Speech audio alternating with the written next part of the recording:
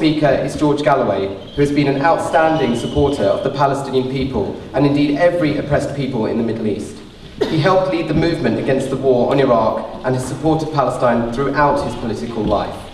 After the assault on Gaza, George launched Viva Palestina to show that people all over the world want the blockade of Gaza lifted. He did not just do this in words. He started organising massive convoys, first from Britain, then from the US, and next from Europe, to go directly to Gaza to deliver solidarity with the Palestinian people.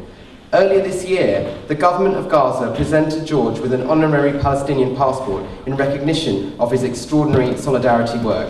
It is a great privilege for us to have him here today. Please welcome George Galloway.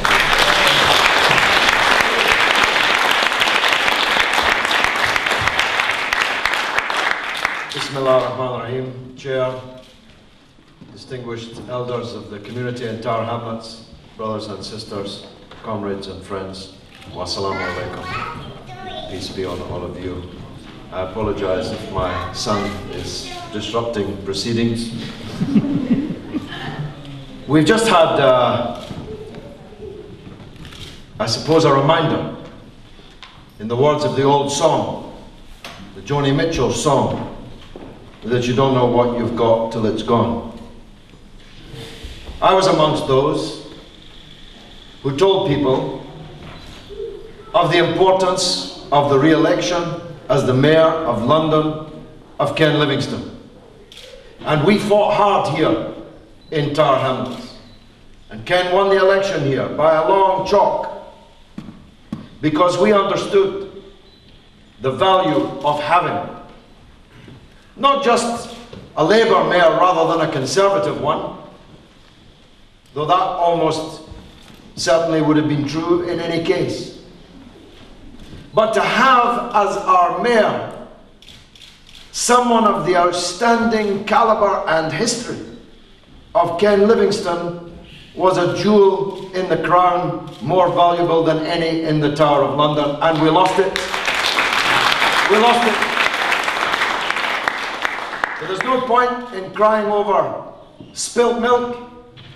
We have to make sure that not only is Ken Livingstone the former Mayor of London, but he's the future Mayor of London as well when that election comes.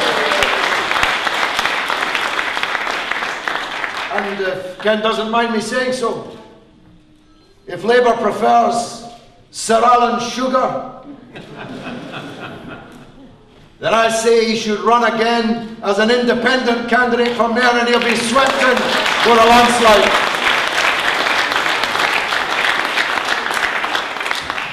Ken and I have been together for a very long time, and we're getting older. He's forgotten that I wrote the resolution that was passed by 1% at the Labour conference in 1982. It was tabled by Dundee West constituency Labour Party, of which I was the organiser, and seconded by the Transport and General Workers Union, of which I have been a member for almost 40 years. That resolution was passed because it floated on the blood of the refugees that were massacred in Sabra and Shatila in the Israeli massacre of Palestinians in the invasion of 1982, which took place just prior to the conference. It was not the first massacre, and it certainly didn't turn out to be the last massacre. But it was an important breakthrough. That year we passed that resolution, the identical resolution, at both the Labour conference and the TUC. And so verbally and in words, Labour was committed to the right of the Palestinian people to choose their own leaders. But of course, actions speak louder than words, and we shall see in the course of what I have to say how far we still have to travel. But one of the consequences of having this buffoon, Boris Johnson, as mayor, is that when Israel attacked Gaza on the 27th of December, and London poured onto the streets every night in Kensington and in Hyde Park and in Trafalgar Square, we did so with the doors of the City Hall slammed firmly shut against us. We had to fight our way through officialdom to mount those protests. If Livingstone had been mayor, he would have been in front, leading us on those protests. And when the police went berserk in the underpass, battering people, including me and my daughter, she twice, and to the ground, and then stood on by the gentleman of the Metropolitan Police, we'd have had a mayor who'd have done something about it, rather than a Mayor Johnson who described us as anti-Semites and backed the Israeli embassy and the police. These things are important. Who is elected is important, because Ken now has to come to halls like this. He's happy to do so. He's done it all his life. But how much better it would be if we'd kept him in the City Hall. So when elections come, weigh up what you've got and what you could lose.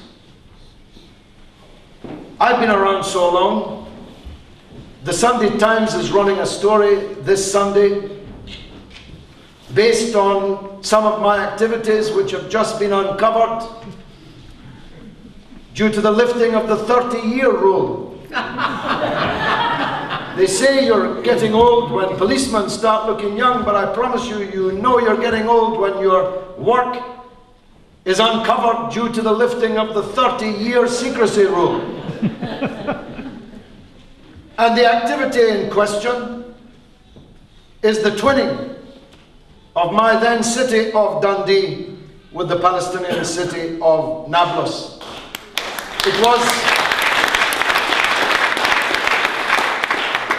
the first city in the Western world to fly the Palestinian flag from the City Hall in 1979, to invite the Palestinian mayor to come and present the flag and be a civic head on all our civic occasions. All hell broke loose. The Zionist movement unleashed torrents of abuse, sent people in striped pajamas, reminiscent of Auschwitz, to sit down and protest outside the hall. They closed a store, Goldberg's, because it was losing money actually, but they said it had closed because of the twinning of Dundee with Nablus. In Virginia, Langley, another of our twin cities. You may well ask why we twinned with the home of the CIA, but I don't know. It was from a previous generation. Threatened to break off relations with our city. But what's uncovered under the 30-year rule is how deeply the then Minister Malcolm Rifkind was involved in trying to move the police, the Lord Lion, independent ratepayers, supporters of Israel. They even uncovered a document from a civil servant in the Scottish office to Malcolm Rifkind describing where the flag was in an isolated part of the building and suggesting that if somebody was of a mind to, they could easily enter the building and destroy it. It's going to be quite an interesting story. But why did they go to these lengths to try and stop a small Scottish city from twinning with a Palestinian city back in 1979? Because they saw the power of example that such an act could be. They knew the solidarity that it would extend and the encouragement it would give to people living under occupation.